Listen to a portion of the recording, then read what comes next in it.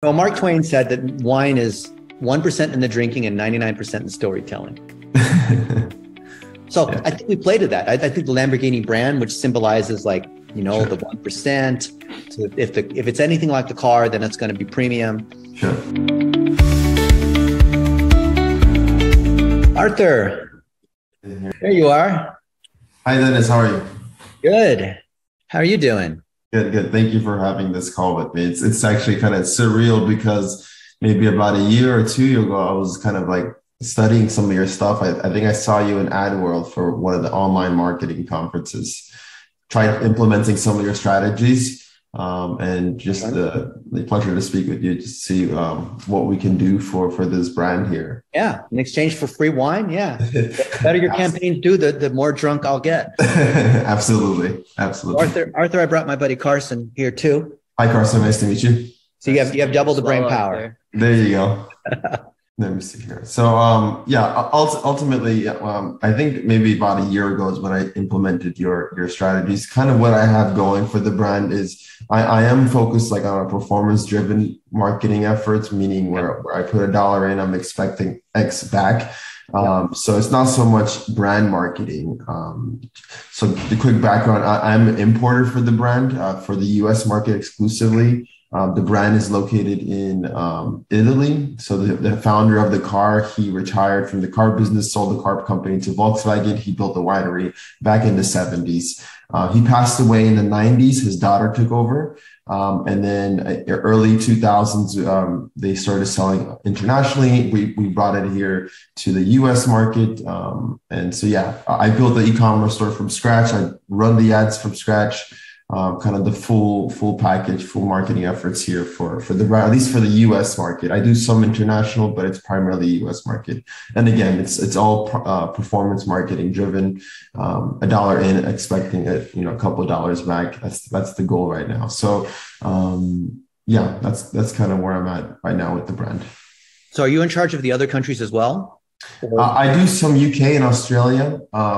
We're not scaling too hard there just because shipping is a little bit costly and customs and for alcohol is a little bit stricter out there. So what we're trying to do next is have fulfillments out there specifically so we can import and then distribute that way. But for right now, US market is solid for us, and that's what we're focusing on. I'd say 95% is US market, maybe 5% international. I do some Hong Kong, some Singapore, primarily English-speaking countries. That way I can translate all my marketing efforts to these other countries as well. So that's where I'm at with that. Mm-hmm. Well, Arthur, I saw your ad on Facebook. And yep, I got your response. Yeah, regarding the Black Friday one, right? Yeah, and several things. One is, sure, I didn't know Lamborghini had wine. I wonder, what percent of people who know about Lamborghini know that Lamborghini was originally a tractor company and a farm? Yeah, they just came out with a movie. This is on Amazon Prime. I'm not sure if you saw it yet, but basically, it's not a huge movie, but it's called Lamborghini. On Amazon Prime. Basically goes over the entire story. He was born to a family of farmers. His dad was a farmer. He was, I think, drafted to the war for World War II. He was a mechanic there, got into the mechanic business, built the tractors, built the car company, sold it, and then went back to kind of farming. So it is an unknown story, right? It's really, a lot of people still think, when I read the Facebook comments, it's like 50-50. Like some people knew, some people don't know. And they're like, oh, is this real? Is this the real car brand? And there is some, user education involved. I do have like template responses for those types of customers. But it's an unknown brand for a lot of people too. And I'm not a wine connoisseur. Like I've gone to wine tasting classes for like a whole day of like trying all the different wines. But what percent of the people that are buying this are buying this because of the name, because it's cool, or they actually? Yeah, so kind of my angle, it's the presentation, it's the brand, and it's the gifting aspect. I'd say, although it is 50-50 in terms of so 50% will personal use, and that would be maybe like personal anniversaries, personal birthdays. The other 50%, especially gifting season, it's they're giving it to someone else. Maybe like 3%, and this is kind of my ideology for most wines. I think personally, 95% of people, they don't know the difference between amazing wine and just regular wine that you find at a store. And me personally, I'm not a huge wine connoisseur either. To me, a lot of it tastes the same. Maybe I know what the really good ones taste like, but as far as wine goes, everything tastes the same. Maybe even the spirits as well, right? And so that's my approach when it comes to marketing. I'm going after the gifting angle primarily. And not so much for the wine connoisseurs. Because if the wine connoisseurs see my ads, they know they can spend their dollar better, maybe buying like really quality wine. But my angle here is, it's primarily for the presentation. It looks amazing. Oh, yeah. People, they open the box, they get excited, their eyes open up. So that's the angle that I'm really going after. It's that side of things. Yeah. I think it's fantastic. The idea of gifting, and it's Lamborghini. I ordered it for my friend Glenn Vo, who's a well-known dentist, and he has 35,000 dentists that follow him because he's so wow. And because I know he'll take this. Yeah. He'll make a video saying, Dennis, you just bought me a Lamborghini. It was this. It was But the gifting angle and the prestige and the way it's presented, just like, when you get a new Apple product and you open the box, and the box is so nice, you don't want to throw it away because, like that. Yeah. So I totally get what you're saying there. I would say from a user experience, there's a couple of things I noticed as someone who bought your wine. Sure. When I went through and I looked at how nice it was, I'm like, you know what? Why not? This is a great thing for Christmas. I mean, of all the things I could buy, this seems unique because there's lots of, I could buy like the gift basket that has like the fruit or the chocolate, but this is, people have not seen this before. So it's good. So then I started to go through the checkout process, and I'm thinking, all right, it's not Amazon. So I'm used to free shipping. I'm used to like getting it in 2 days. Mm-hmm. And then I see a box that says coupon code. I'm like, oh shit. So I open up another tab, type in Lamborghini wide coupon code, and I find Lamborghini 15 or whatever. So anytime like the box is obvious, a lot of consumers are going to stop and say, wait a minute, I bet you there's a code on the internet, and there's all the coupon sites. So there's that. And then I bought it. And then I got a thing in the mail or whatever email saying, hey, if you want to buy another one, you can get that. And it was using like a similar code. And then I saw remarketing on Facebook, but the ads I saw in remarketing were basically the same thing over and over again. So I got the sense, and then you would know this because you're running a campaign, but I get a sense you're probably having frequency burnout. So therefore your cost per click and ROAS might not, even your ROAS target, I don't know, maybe like a 3 or 4. I would think that's hurting your ROAS, because when you're doing remarketing against people who have bought or not bought, you have to say something different. Absolutely. You can't say the same thing. Like you need to have some video. It can't just be like, I get it. Like the box, the presentation, it's nice. But if you had some video, if you had a carousel, if you had like other stuff, I feel like it'd be more compelling, especially someone like me, where, especially if Glenn says, texts me and saying, yeah, Dennis, just thank you so much for this. What an awesome, I went to the office and my staff showed me this thing here. Like if you could show, especially if gifting's the angle, if you could show reactions, to people who are getting this, and then that just reinforces someone like me. Maybe I didn't buy. Maybe I thought, you know what? All right, $200 for a wine. I'd rather buy like a $30 wine, right? I really want to buy things that are 95 plus Wine Spectator, right? Sure. Okay. But then if I see like Carson opens the box and it's nice and it's this like gold thing, and I see lots of people that are having this reaction thing, I'm like, you know what? Actually, you know what? I kind of do want to do it. Yeah, you know what? I do want to buy this thing instead of the whole like buy now 15% off. Like I get like why you're doing the discount, because it's like a typical marketing technique. Sure.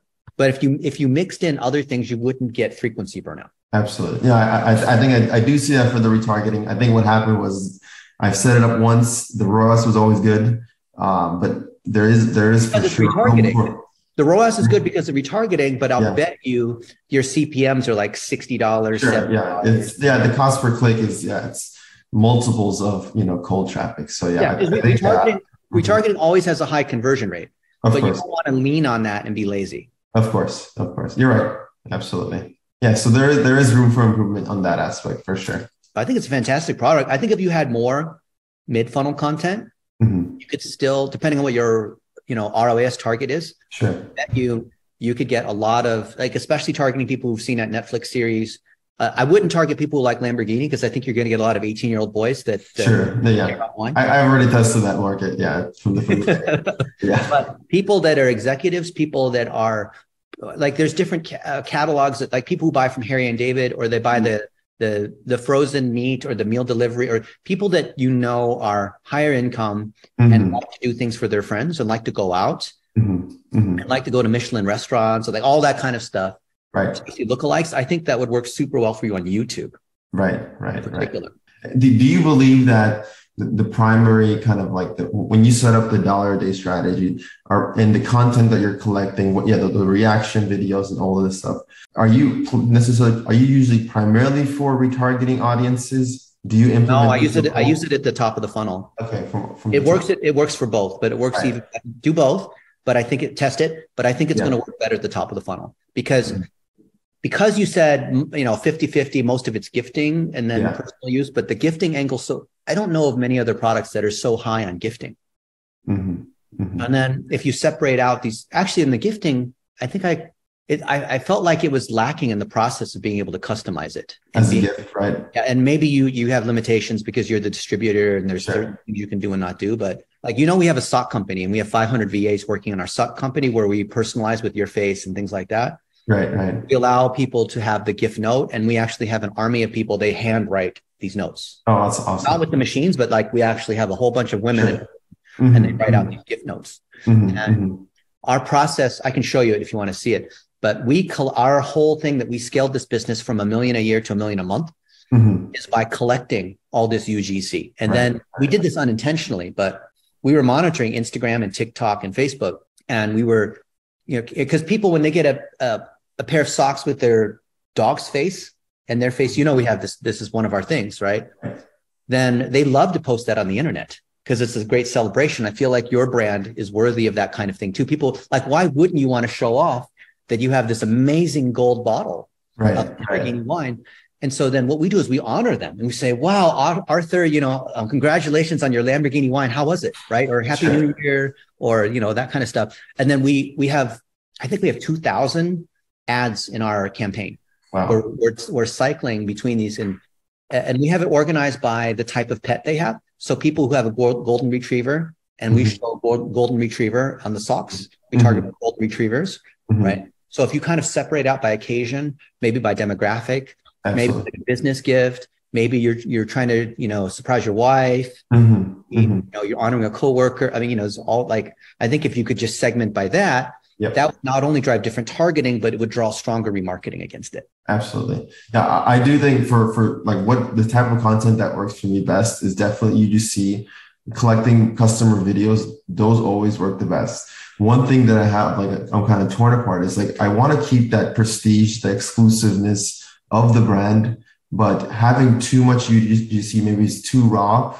In my mind, I think could hurt the brand. So I'm thinking, in your perspective, do you see there should be maybe a filter for a certain type of UGC just to make sure that the brand, exclusiveness is there? Because if I put every single, video out there, I'm thinking it might hurt the brand in some way where people think, oh, this is kind of gimmicky in a sense, right? But you know what's hurting. So I understand your point, Arthur, about Lamborghini is a prestige brand. So you wouldn't sell this at Walmart. Right. Right. Exactly. So I get that point, but there's one thing that's hurting you. I'm going to address that in a second. Sure. But there's one thing that's hurting you even more than that. And that is when your remarketing is oversaturated, then you're hurting the brand prestige. You see what I mean? That's hurting you more than I don't want to see a homeless person drinking the Lamborghini wine. That looks bad. Of course. The way I look at it is, and by the way, we did this for McLaren. So McLaren approached us, they have this partnership with General Motors. General Motors was a client. And they said, I'll tell you this story, which is kind of a long way of trying to explain the concept, but I like to tell through stories because that way it's you understand what the thinking is.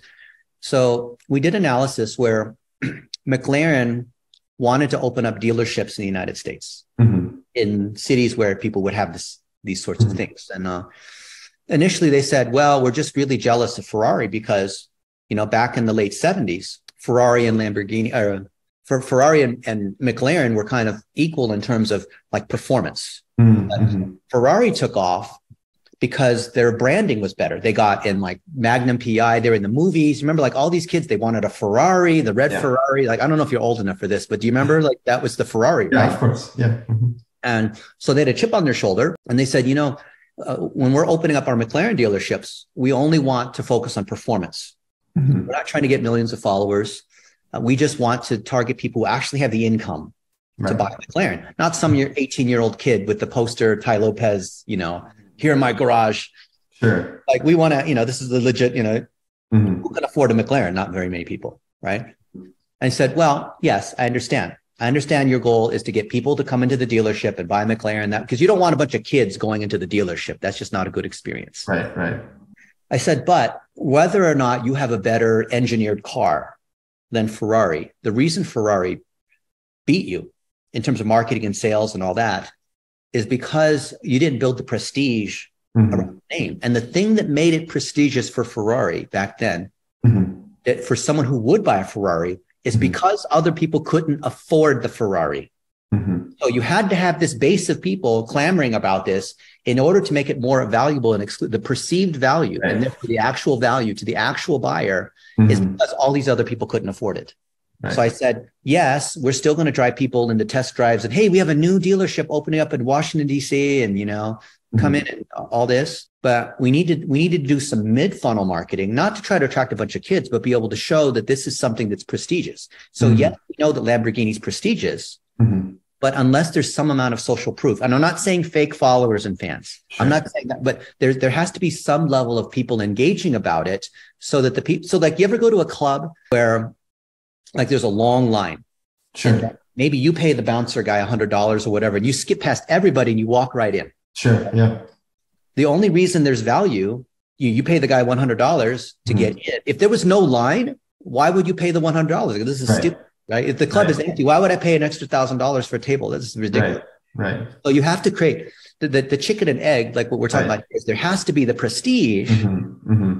And I'm not saying water it down by saying, oh, we're going to offer Lamborghini at freaking Target. Sure. Right. But, and to your point, like if the UGC content is of people who fit your persona, right? People who are like, well-to-do, people who live in nice homes, people who have nice things are doing this, then yeah, if you have like some, like, I don't want to like stereotype, but like somebody I understand what you're saying. Yeah, I get it. The ghetto who bought this for their, bro. Yeah. Probably not, right? Yeah. So I'll tell you one other story which ties into this. So we did some marketing for McDonald's. McDonald's is a fast food company, and they have something in the industry. It's QSR, quick serve restaurants. They don't call themselves fast food. It's called the heavy user. Have you heard of this? No. Right. So a heavy user is twofold. One is they're heavy, right? Physically heavy. Typically like 27-year-old construction worker, blue collar. They order 5 things on the value menu. That's what they go drive through. They're fat. They're not very well educated. And then the other part, heavy users and like heavy usage. Okay. So all these guys, McDonald's, Taco Bell, Jack in the Box, Burger King, they all are going after the heavy user. But when you see commercials from fast food companies, do you ever see them show the heavy user? No, why not? I mean, that's their main customer. That's like 85%. The value menu was designed specifically for the heavy user. Interesting. Yeah. The 99-cent double cheeseburger is designed because those people come in, buy 5 of them. Right. But instead, what do they show in the commercial? The happy family, everyone smiling. The mom is there with the dad, not some single mom and some black kid. It's the mom and dad. The kid is here. Everyone's smiling. Happy meal, right? Everyone's happy. You don't see fat people in those commercials, right? Okay. Because they're trying. What they're doing is they're appealing, even though they know the actual buyer is the heavy user. They're appealing to the aspiration that if I have this polo shirt, if I have this Gucci watch, if I have this if I have this item, which, look, these people cannot afford a Model X Tesla, right? But they probably, they max out their credit card. A lot of these people, they buy things that really they shouldn't be buying, okay? But they can spend $200. And they probably shouldn't, but they, because they can't pay their rent or whatever, but they can spend the $200.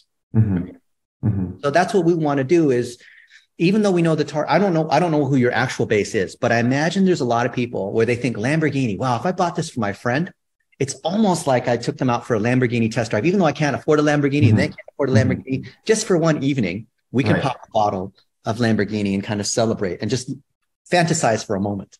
Absolutely. I'm guessing here, but that's what my guess is of a lot of the people that are buying this. They're like, you know what? Fuck, let's try it one time. Let's see how it is. I mean, it's actually rated like a good wine. It's not just like, Sure. You know, some random brand decided to slap their thing on a bottle of wine just to try to maximize the rent. No, there actually is like a story behind it. Exactly. And interesting, but that part didn't come out when I was shopping. Sure. No, I completely agree with you there. I think that having that story there, I think adds value. Absolutely. So I think YouTube, I think 8 to 10 minute videos on YouTube that kind of tell the story, and you remarket, or at the end of the thing, you have a discount, or like, you know, like Apple doesn't need to run discounts, right? Because it creates this low perception kind of thing. Of course. Right. But I think that the UGC is so key. If you show, I don't think UGC is low quality because it's not filmed professionally. I think it's low quality because of the people being low quality. Sure. So I think the cell phone kind of video where people are opening the bottle and whatever, as long as it's like in somebody's nice dining room, or as long as like it's clear that these people are successful people. Right. I know for me, like, oh, like I want to be like these people. Right. Yeah. For the ones that have a good personality on camera are the ones that usually convert the best. I feel like, you know, they're interesting to watch, not just anybody just following a script, for example. But yeah, absolutely agree there. I'm sure you got a ton of these, and I'm sure, like when I bought this thing, I didn't receive any emails saying like, "Hey, Dennis, you know, it's been 2 weeks now. How was it? Did you like it?" Or I think I got it. Or you haven't received it yet? Well, I think it's on window or day number 10. I think you would get it, but maybe you haven't. But I remember getting one email and it was like a discount code. I'm like, okay, yeah, I expect one for a discount code, but I expected a little more too. Like, hey, thank you for buying it. In case you didn't know, here's the story about maybe some of the emails went to spam. There is one immediately after, so kind of getting that satisfaction. It's a personal email from a customer service rep, just reaching out like a blank, you know, black and white text, explaining themselves and explaining the brand a little bit and asking you to reach out to them for a personal, you know, concierge. So if there's any issues or concerns, so that's the kind of like the immediate satisfaction that I wanted to portray. So you're not having the physical product on hand right away, but you have someone reach out to you for that personal Lamborghini touch. So that's what you should have received that immediately after the purchase. Maybe I did, but you know how it is. Like you got to send. Of course. You have to like actually have multiple. Yeah. So, but so as far as kind of like the overall strategy for the brand, you think primarily collecting more UGC, pushing it out on YouTube, having more audiences or more videos for retargeting audiences, is that the... I think YouTube, Facebook, and Instagram are going to be key for you. And TikTok. Facebook and Instagram are the same thing. From an ad standpoint, you know they're the same thing. The only issue with TikTok is that TikTok currently does not allow alcohol on the platform, which is maybe you can have it as just organic videos, but as far as paid ads, it's not going to happen just because they don't allow it just yet. YouTube will allow it, and Facebook and Instagram allows it. It just unfortunately TikTok doesn't. We spent a lot of money for Jack Daniels on Facebook. Oh yeah, on Facebook. They're probably my favorite client because I'd fly to their headquarters. And I'm not a drinker, but I'll try stuff. And they'll say, "Hey, Dennis, we have this new flavor. For Jack Daniels, we have Tennessee whiskey.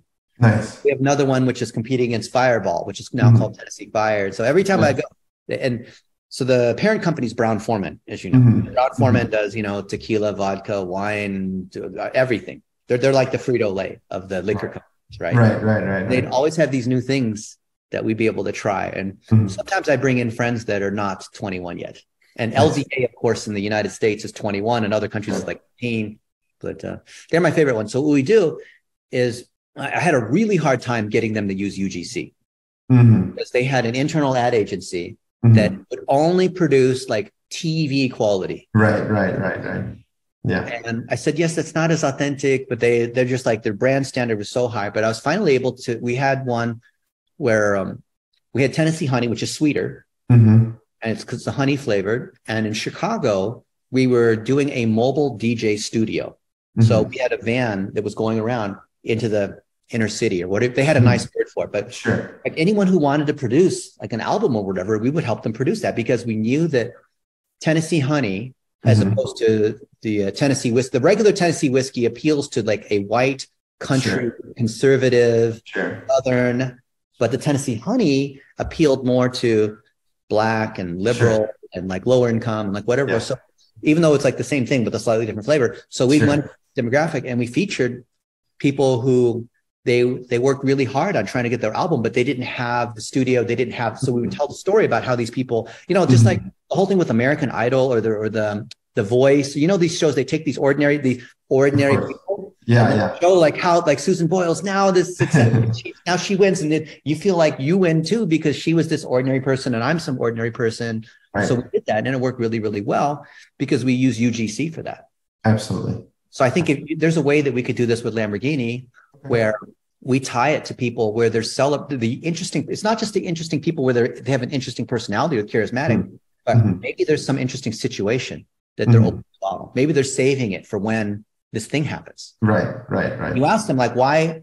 So you bought the wine as a gift, but why was it? Was it because it was Christmas? Was it because and then what you're doing in the ads in the UGC, and this is the psychology that almost nobody understands, is you're honoring that person instead of like saying, hey, Lamborghini wine, right? So I think that would be your magic angle, Arthur, is find that situation, use the UGC to honor the person.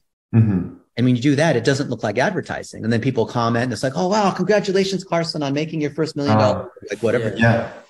I see what you're saying. No, I think that's a brilliant idea for sure. So you should have a library of this UGC, pop it up, use Descript, these other kinds of tools, put it out there and see which ones win. And then especially on Facebook and eventually with TikTok, the algorithm using dollar a day and whatnot will naturally find out. The algorithm knows more than we do. Sure. Other people that are in that situation and target because that's what the feed does. Right.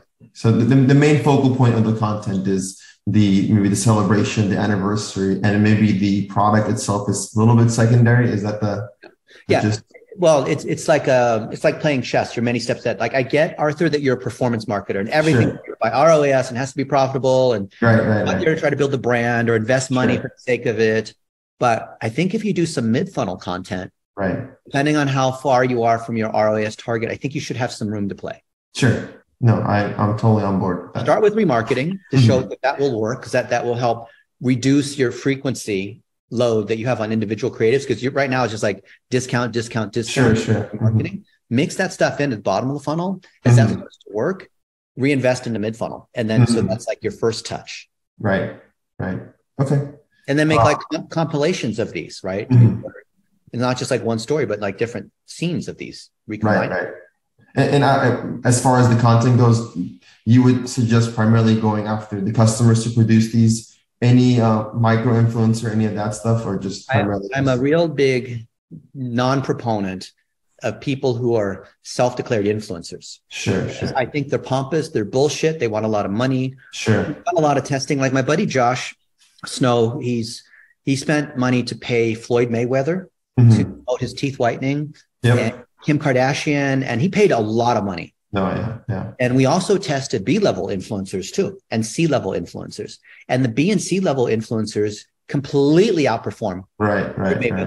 Like you would think, well, it's Floyd Mayweather, Money Mayweather, white teeth, all that. But it didn't work for two reasons. One is that when we had an A-list influencer, they wanted lots of money. And anyone who saw the commercial, they're like, this guy's obviously being paid to promote this thing. Like, why would you make this thing about the teeth white? Right. And it makes the brand appear inauthentic. Like, oh, this brand is so desperate, they have to pay this celebrity to promote their thing, right? Yeah. But if it's truly in the spirit of gifting and I'm honoring our friendship, you don't have to pay me. Like so when you send me a couple bottles of this Lamborghini wine, I'm going to make some videos about it. Sure. The way that we talked about, and we'll celebrate Carson or celebrate whatever. Sure.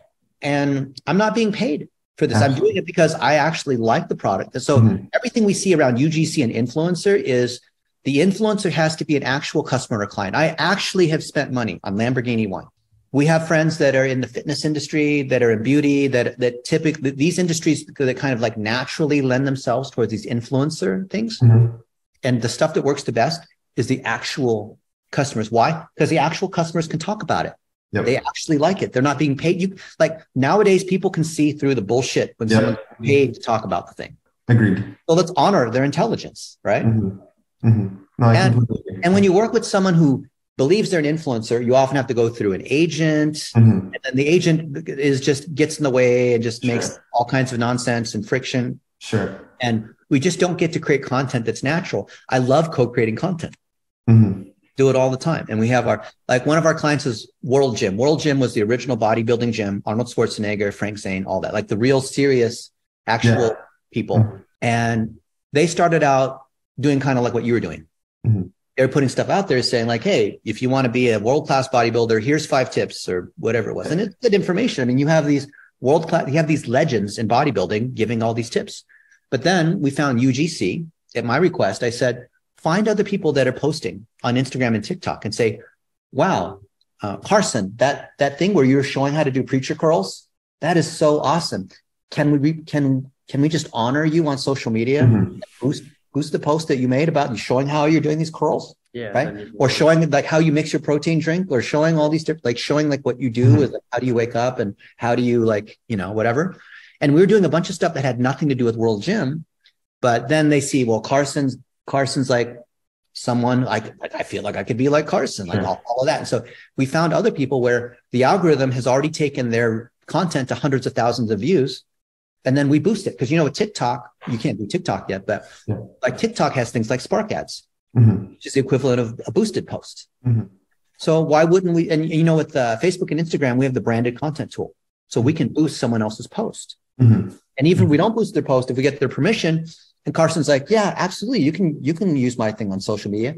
I copy his video and then I just share it. And I say, wow, congratulations to Carson. He just set a new, bench press PR.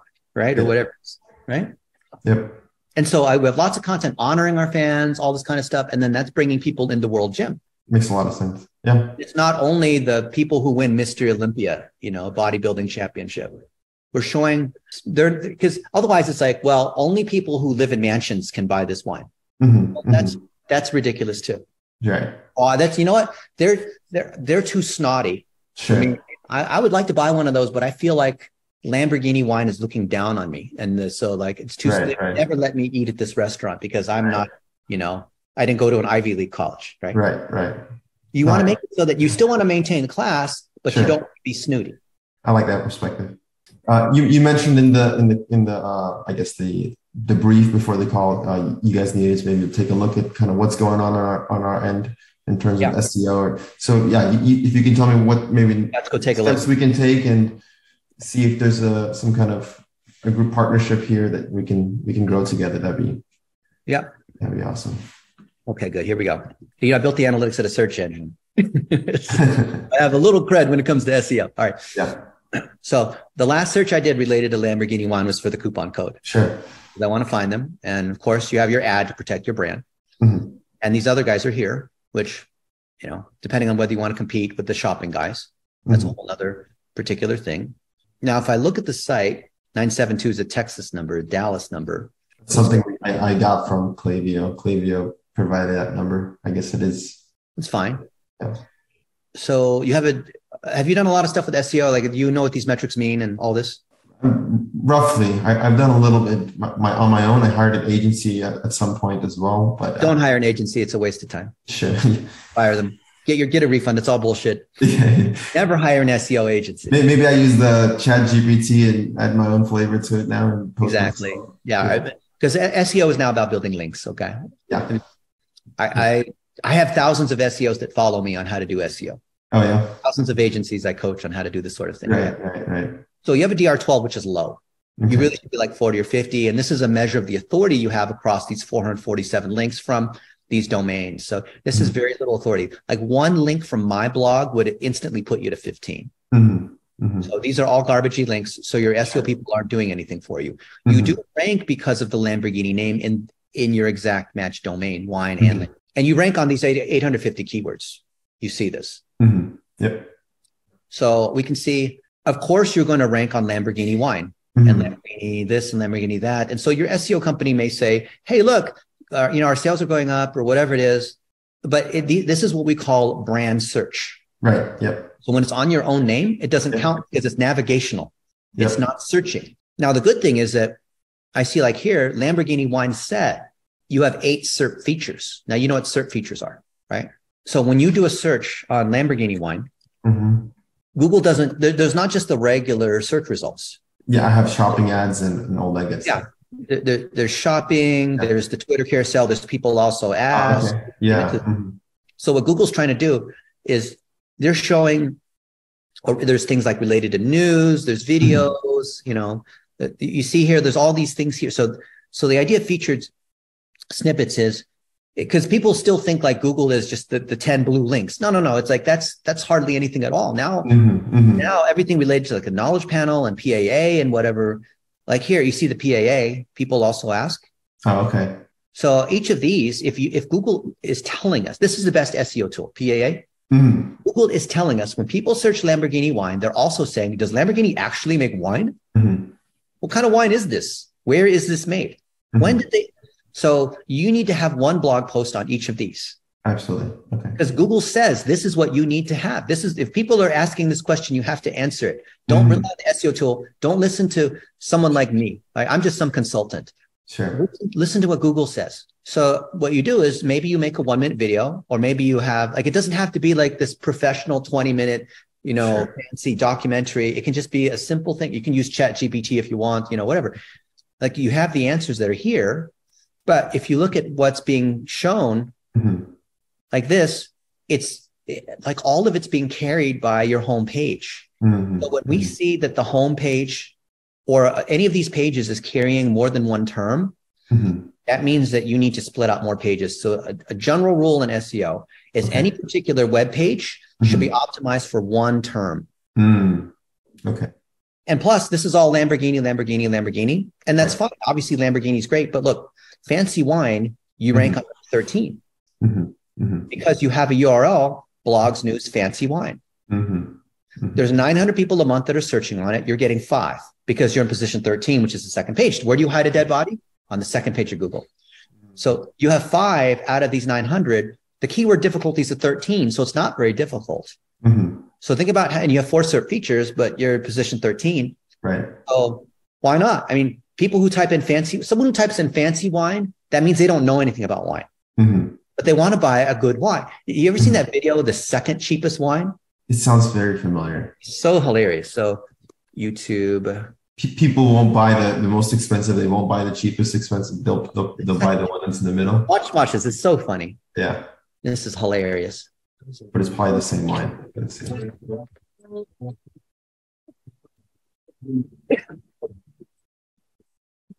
Any wines tonight? We'll have your second cheapest wine. Very good, sir. Second cheapest wine. You don't know much about wine, but you do know that you shouldn't get the cheapest. That's why we make it easy for you to get the second cheapest. The second cheapest wine is fermented from only the finest of the second cheapest grapes. We'd elaborate, but you'd have no idea what we're talking about. Yep, it's wine. Second cheapest wine is in the front of all wine stores, so you don't have to search while the clerks obviously judge it. 2004. Impress your friends with a year that's not the current year, because trust us, that's good. And hold the glass like this, because that's also good. Second cheapest wine. Second cheapest wine. Outside of the cheapest, it's the cheapest. What do you think about that? That's great. Also, try our new cheapest wine for our under 21 customers. Yeah, I think that's a lot of mentality out there. Most people think they can't decide on what is amazing. So I look at this, and this tells me that most of the people who are buying, just looking at these searches, luxury wine, well, that's cool.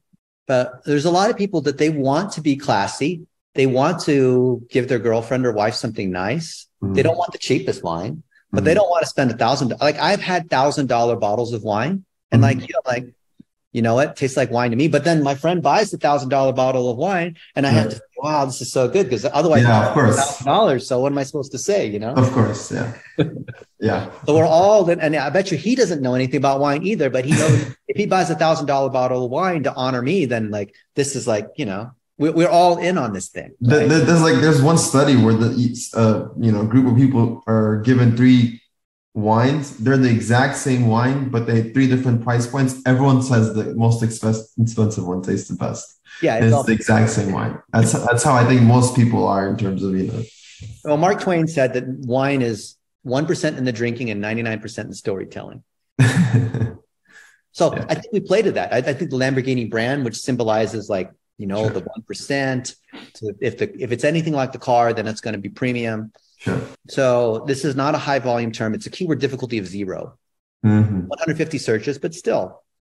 Position 5, Prosecco in a box. So some people are looking for Prosecco. And we don't know that you have Lamborghini. If I'm looking for Prosecco and I see all these different kinds of Prosecco, well, why not get the Lamborghini one? Because I don't know the names of the other ones, but I've heard of Lamborghini, even though I don't think of wine when I hear Lamborghini. Right.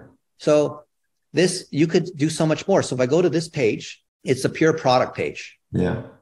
So what happens on a thin product page? Well, you have some pictures. You have like this can thing about Lamborghini, which is on all the pages, but there's so little information. Sure. So if you add a little bit more information about Prosecco, maybe tied, instead of relying upon the product page to do this, you would rank higher on all these things. Yeah. And there's so little information. So if I wanted to rank on PAA and whatnot, or I'm sorry, on, have more featured snippets. So here's all the stuff about the winery. So great. You have a picture, you have a little bit of text, and that's it. Yeah. But why not have like a video? Why not link to, like, you're not linking to anything except, well, actually to this one, fancy wine. Okay, fine. That's why you rank on fancy wine, because the link goes from here. But on this page on the about, and you keep having this coupon code pop up. Okay, fine. But when I look at this page has a URL rating of 0. The site has a 12. So there's very little juice to even distribute the other pages. You only have a 12. So it's like, if I have $10, like how much money can I distribute? And this page ranks on 11 keywords. The overall site ranks on 800. So if you put up more pages and you started, and these pages were richer, right? And you featured, on each of the product pages, some stories and, whatever it was, it would just be so much more powerful. So if I do a site, obviously, if we looked in your Google Search Console, we'd have better data and Google Analytics, all that. But if I just do a site : search, it says there's 103, but a lot of these are going to be navigational standard parts that are in the cart. So you really have very little information. Your website is basically a shopping cart. There needs to be information, because people, when they buy wine, they need to hear the story. They need to because if I'm buying this, so if I'm looking at this one, okay, fine. This is nice. Orange Lamborghini, this beautiful bottle. And, maybe I'll buy it. But then think about me as in the mind of the gifter. Well, I'm going to buy this, and then I'm going to want to send something. I'm going to send a message to my friend, or when my friend calls saying, "Oh, Dennis, thank you so much for this wine." Then I want to say, "Yeah, this is great. And did you know that this wine was, I want to sound like I'm intelligent when he asked me a question about the wine. Otherwise, it's just like, oh, Dennis, you bought me some wine. Like, yeah, dude, I saw this ad on Facebook and I bought it, and I really know nothing about it." Right. And then I'm a loser, right? I'm just some loser. I see what you're saying. Yeah. You need to equip me. So, hey, when you I'd even put this thing, hey, if you're giving this as a gift to a friend, here's what you should tell them about it. Oh, shit. Thank you for giving me the exact words I can say so I don't look like a douchebag. Because what if they ask me a question about the wine and I can't answer it? Now I'm the one who gifted the wine and I'm a douchebag. Right. So that's just the psychology of the shopping cart, but that ties it to your SEO, because freaking have the fact you even rank number 5. Well, the reason you rank number 5 is because there's no competition. Sure. So you got 3rd place in a beauty contest with only 3 contestants. Look, extra dry Prosecco. Well, there's people searching on it, but we're getting nothing because we're on the second page here. Right. Is that helpful? Yeah, absolutely. So your SEO strategy is you need to create this content from your UGC. You need to have more pages that are against keywords that you want. And if you have like reviews or whatever it is, like get other people to link to you, have guest blog posts, honor people. That's your SEO strategy. You should never hire an SEO firm for what you're trying to do. Sure. Yeah. Doesn't make any sense. Sure. Well, questions for us? Yeah. So I guess, where do you see us maybe working together as a partnership? Well, how about this? You send me some wine and we'll give you a little help, and then we'll just keep repeating this. Yeah, that's doable. We'll start there. And then if you think there's anything more we can do together. Oh, I have a lot more to say, but what I don't want to do is just inundate you with like 50 things to do and then we get none of them done. Of course. What I want to do is give you a few things to do. Yep. You do them. Maybe you hire a VA or two, right? And as we get more things done, we have another call. It's like when you go to the buffet or whatever, you eat a little bit of food, then go back more, come back, Yeah. And you keep in mind as we go. I appreciate that. No, I think that's a great strategy for sure. Yeah. So yeah, I think I have your address, maybe in the billing details of your friend. Should I, or maybe you can send it back to me. Yeah. And I'll ship it to you. I'll just reply to you. Yeah. Yeah. Do you feel like you got some value, Arthur? Absolutely. You know, I think that the SEO is one kind of giant, hurdle to come over, and I think that makes a lot more sense, kind of how to approach it. And I like the UGC examples that you walked me through. I think you're doing everything the right way, because you're starting as a performance marketer in a bootstrap way. You don't have some like $10 million budget with 50 people on staff. So the best way to start is what you did, which is you start on Facebook, generating ROAS. Yeah. It's working. But then you understand that paid is how you get going initially. Yeah.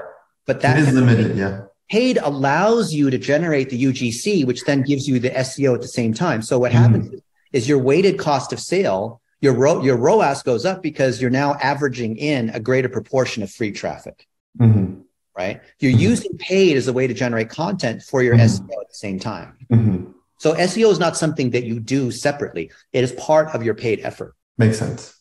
As part of the way you make changes to the website to have this content, the way you enhance your email sequences, so there's the whole customer flow, like all of this, that's SEO. It's not some separate thing. Right. Everything we talked about today was basically SEO.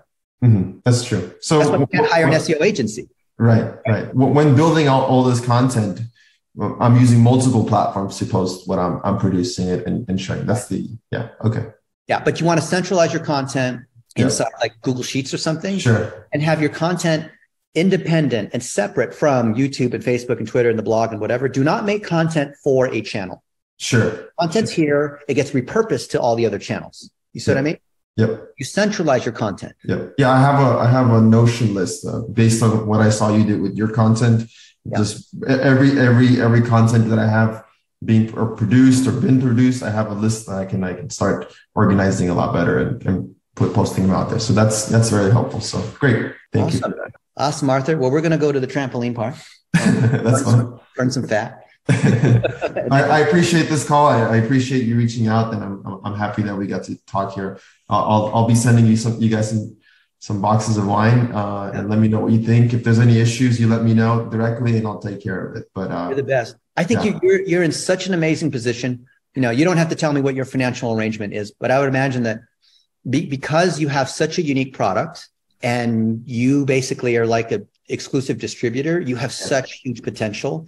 I imagine that as you scale that up, you get some kind of percentage or there's some kind of arrangement. So I really think you're in a really great spot. It's ultimately, I buy it at a fixed cost and my margin is, whatever I sell it for. I'm at the 7-figure sale per year, mid 7 figures. I'd like to get to 8 figures. And I think 8 figures, what you talked about earlier, is kind of where that is required. So I need to go beyond just paid and getting that quick dollar. I need to go to brand marketing and more awareness. I think that's definitely the next step. So yeah, absolutely. This has been helpful. Awesome, Arthur. Appreciate you. And just thank you. Hit us up if you have any other questions. Absolutely. Have fun at the jumping park. All right, man. Thanks, guys. Arthur.